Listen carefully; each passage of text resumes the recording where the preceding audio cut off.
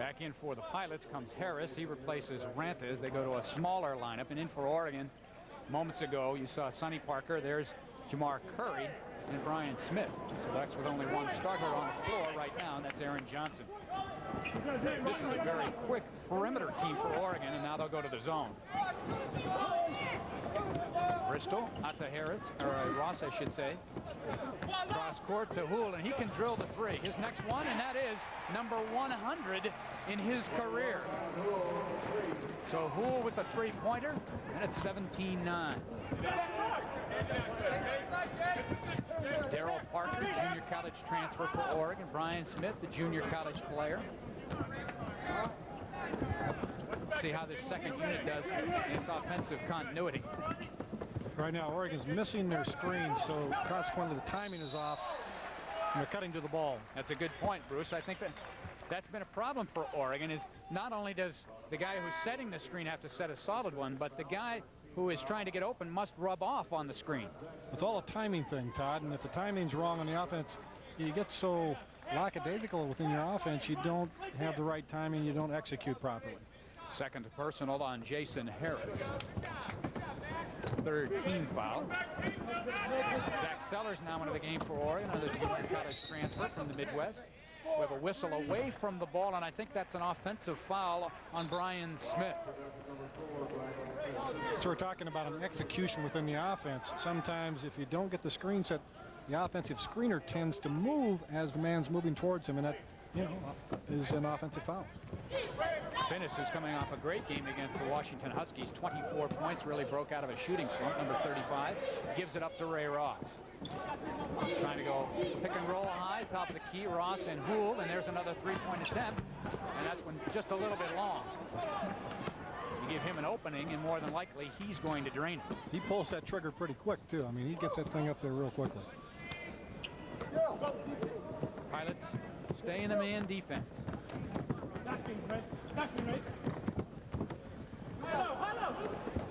Parker trying to make something happen off the dribble, and he's had a problem with turnovers all year long. Here's Chapman taking it all the way. It'll count if it goes, score it, and send him to the line. That's where he is really excellent. He's a slashing type player. He loves the open court, and he went to the hoop strong that time. Now here's a little mistake here. Dribbling right into traffic. 3 players to dribble into. He's got to learn to pull up in that situation. Kanan fakes the pass, takes it strong to the hoop, 3-point play possibility. Back in comes Kenya Wilkins, replacing Brian Smith at the point for Oregon. Offensively, with the second unit in, haven't really been able to get any continuity. Chapman trying to complete the 3-point play, unable to do so. Runyon gets the loose ball. Runyon's done a real nice job on the board so far. He's getting somebody in his back, and he's been real effective. Wilkins breaks the defense down. Curry, boy, he can make some acrobatic moves. The tip by Sellers no good, and it's a 2-on break for the Pilots. And broken up by Wilkins right to Ray Ross, and he blows the chippy. Chapman there to try to stuff it in. Last touched by Oregon. So the Pilots have been able to get on the break here the last couple of trips down the floor, unable to convert there. We've got a timeout on the court. 10-5 at 17-11. Later this evening, following this game, and game 2 of the Far West Classic, tune into Prime Sports Northwest for more college basketball action. The Washington State Cougars travel to Fresno State to take on the Bulldogs. Join Rich Waltz and Doug Wallard for all the action, beginning at approximately 8 o'clock. The Cougs and the Bulldogs. Cougs off to a great start. They may be able to contend with the big boys in the Pac-10. UCLA, Arizona, California. Jerry Green would like to see his team's fortunes turned around in his 11th season coaching college basketball. 9 of those years at NC Nashville. And he had a lot to do with it. UNC Wilmington being in this tournament. There's a defensive mistake by the Ducks as Houle once again left alone for the 3-point attempt. Well, they zoned the out-of-bounds play, Todd, and they switched to man-to-man, and nobody got to Houle. Runyon tried to pass and does inside to Zach Sellers, and Zach Sellers into the book. Good pass by Runyon. So Oregon able to get the ball inside a little bit more tonight. It certainly helped their percentage.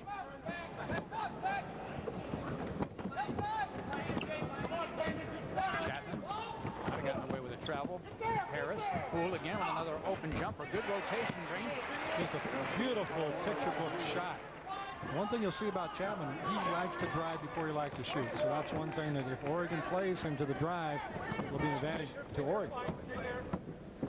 Poole off the bench with 5. He leads the Pilots in scoring 19.5 per game. Boy, that's almost a gimme for Orlando Williams. He couldn't believe he was that open. He stopped it. Well, I guess I'll shoot this thing. Just like the old days at Benson Tech. He said he has some very fond memories, and indeed he should, of his days playing in the state tournament back in 1990. Poole with running on him. Poole will put it on the floor. That one was partially blocked and still went in. That shows you a little senior strength, doesn't it? Oh, goodness. 7-point lead. Poole leading the Pilots with 7.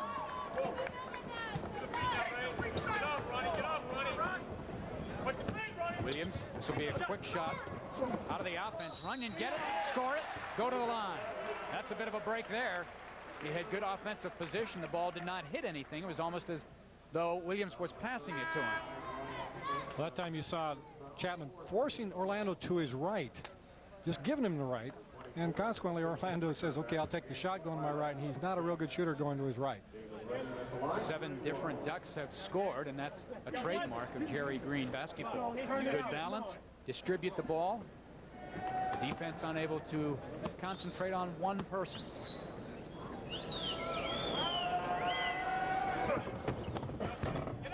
Runyon cannot convert on the free throw.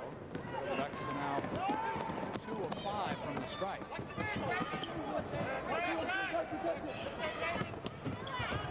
Inside, batted away by Kenya Wilkins. You could hear the flesh on the basketball there. Well, Kenya's got some really good hands. He's done this twice now. Slapped the ball away. First time out in the fast break, and now again inside. Oregon has led by as many as 11. 17-6 as they reeled off a 17-2 run. And now the Pilots have gotten back within 9. Ranta on the perimeter, not much of a threat to shoot from there. Inside, it's Bristol trying to power his way, and Wilkins got his hand on that one as well. Zach Sellers. No good. Potter battling in there. Who's got the strongest hands? Well, it just goes out to Casey Flicker. Ron Bristol trying to go to the rack. Bristol with the scoop. Doesn't go, and a foul. Looks like that might be on Orlando Williams. Williams picks up the personal foul. The 15 foul on Oregon. Back in comes Aaron Johnson for the Ducks, replacing Zach Sellers.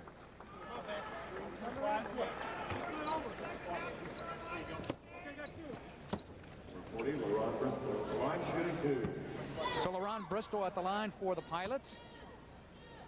This was his 5th start of the season, averaging 22 minutes per game, and celebrated his 23rd birthday earlier this month, December 9th. A transfer from Cloud County Community College. Tell me where Cloud County is, Todd. The old Midwest. So 2, and the lead is down to 7. 8:30 to play first half. Opening game, Far West Classic. Kenya Wilkins penetrate, and that's how they want him to do it. And it's blocked from behind. The ball is still alive until it hit the back of the glass. Great penetration and then a great block. Now you got to, what Jeff didn't do that time, he didn't square himself to the baseline to protect the basketball. And look out, cameraman. That ball's just inbounded right to the defender. Nobody came to get the ball. Here's the break. Poole will go to the rack. Runs over Potter. No harm, no foul. And Poole really been a spark for the Pilots. 9 points. And the Oregon lead is down to 5. 24-19. This is a guy with a dislocated kneecap 10 days ago. Hard to imagine. Here's the trap. Potter will take it to the basket and score. They've done a nice job against the half-court trap. Well, one thing that's happening, though, they're speeding up the tempo of this game, and I think that's to Portland's advantage. They love to play an up-tempo game. Turnover by Ranta. They say it was last touched by Oregon. And we've got a timeout on the court. 7:45 left to play in the first half. Larry Steele's Pilots trailing the Ducks by 7.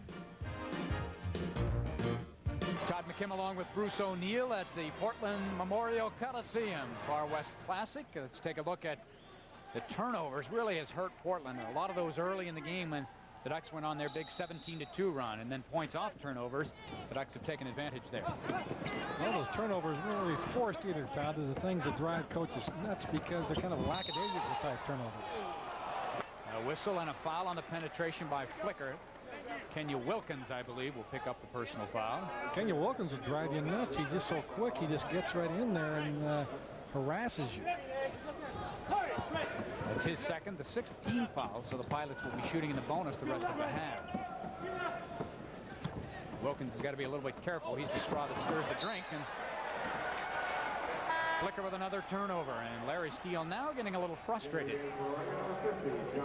Well, that's the third time that's happened where they'll try and come off that top screen. Oregon will send out someone to stop penetration. What you do in that situation, you try and come back to the weak side, but nobody's back here on the weak side. John Mitchell into the game, the junior from Churchill High School in Eugene, replacing Wilkins. He'll point the attack for the Ducks.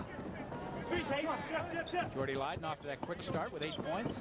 Potter to pull a pop from 12. He nestles it home. Well, the Ducks were shooting with much more confidence, Bruce. Well, that was tremendous execution that time. Timing was there. The screen was set properly. And timing's so important. You've got to have the ball in your hands, in position to shoot the ball within rhythm. And that last time, Jeff Potter had his rhythm. Flicker with the three-pointer. He struggled from the three-point line this year, only 23%. Potter the turnaround, and he banks it in. So Potter looking to be more aggressive at the offensive end. Big key for Oregon. Big guys. Ranta scored. He gets behind the defense. The foul on Aaron Johnson.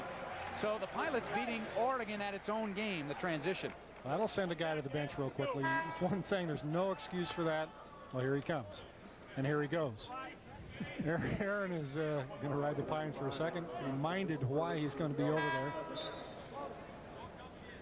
Runyon back in, and also back in Daryl Parker replacing Jordy Lydon.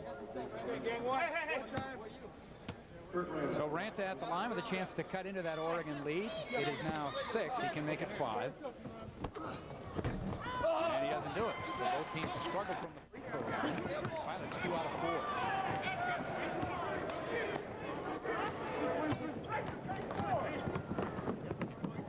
Runyon on a wing.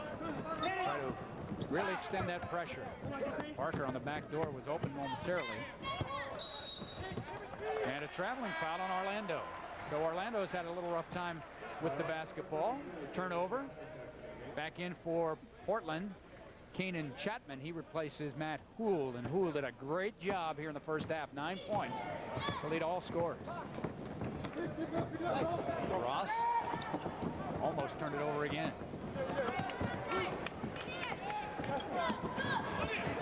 Ranta trying to back in Potter. Tough shot on the baseline, and he nails it. 6 for Ranta, and the Pilots have closed to within 4. Ranta is real physical inside. He knows what he wants to do when he gets the ball in his hands. Very strong. It's a real battle inside with Potter and Ranta. The big, strong, physical players aren't afraid to bump bodies. They're going to call an offensive foul, and that's as much acting as it is anything else. And so the offensive foul on John Mitchell. There wasn't much contact there. It's the old George Libbon School of Acting from Temecula. Zach Sellers back in for Oregon. 5:48 to play in the first half. Jeff Potter will get a breather. And now the Ducks going with a lineup that struggled the first time around offensively. There's the lob inside. Oh, what a pass and a great catch. Ranta converting. Incredible catch. Over his left shoulder, catching the ball and jamming it over a big guy like Sellers. Incredible. So now the Pilots on a roll of their own. Oregon again confused offensively. Trying to get into their passing game. Inside intended for Sellers. And a foul by Ranta trying to deny inside. It was just a timing play, this last play, because it has to be perfect. He turns over his left shoulder. Tough shot. That's not an easy pass to make either. They say the guy's got some hops. He's come on strong with 8. Picked up his second personal foul. They may want to get him out of there because he really is their only legitimate big man inside.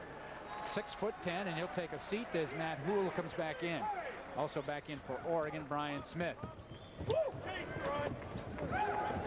Oregon has to be patient here now. Execute. Make sure you get a good shot off this possession. Parker. Out to Smith. Runyon. Got it away by Chapman, and here come the Pilots. They've got an opportunity to tie or take the lead. Chapman, pull-up pop from the baseline, a whistle, and a foul on Brian Smith. Got him on the elbow on the way up. See how Chapman there doesn't really like to stop and take the jump shot. He had a real good situation where he could have had a 15-foot shot, but he loves to put the ball on the floor, take it inside. So that'll send Chapman to the line. Missed his first free throw from the strike. 63%. Knocks this one in. 6'8" junior out of Benson High School, attended Portland Community College last year. Was an All-Northwest Athletic Association community college selection. Averaged over 26 points and 8 rebounds a game. And he ties the score at 30. That's the first tie that we've had tonight. The Pilots led early, 4-0, before the Ducks went on a roll, and they've led since then. Whistle right in front of us, and the foul will be on Ray Ross. Well, Portland just trying to keep that momentum on their side now. They want to switch the momentum back to their side as they go along, and when they switch up these defenses, they'll keep Oregon off balance. Oregon shooting much better than they have all season. Well, that's for sure. And they needed to get off to a good start to get some of that confidence, and they did. Really helped them. Here's Orlando Williams over Ray Ross, and that's going to be off the bracket. And Chapman at 6'8". He can do so many things for the Pilots. Bristol passed up a shot, cuts through, didn't get it back from Ross. 4:25 remaining to play, first half. Ross hasn't looked for his shot yet. Shot clock down to 12. He's the most patience that Portland's shown all night. Ross on a cut through, leaping leaner in the lane for the lead, no good. And Zach Sellers, big strong guy, corralled the ball for Oregon. They look to break. Williams is open. And good job of passing inside to Sellers, lays it up and in. Good patience by Oregon. That's 4 for Sellers. Oregon back on top, 32-30. Good ball game here at the Coliseum. A lot of folks thought we would have a very close game tonight, despite the records of the two teams. Here's Houle trying to get the pick by Ross. Bristol on the penetration. A scoop shot, a wild one at that, no good. And here come the Ducks looking to run on the break. They have a 3-on-2. Pull-up pop 14 by Brian Smith.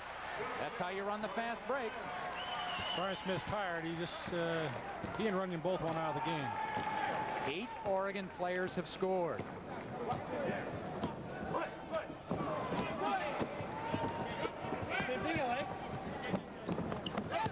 That one's through the hands. Last touch by, they say touch. Boy, I tell you, that's an interesting call there. That looked like it went right through the cutter's hands. It certainly did. Went right through his mitts. I think Charlie Range is going to come over, and they're going to confer, and now Charlie Range has overruled the call, and it will be Oregon's ball. Timeout on the court. 3:04 remaining in a very competitive first half. The Ducks leading the Portland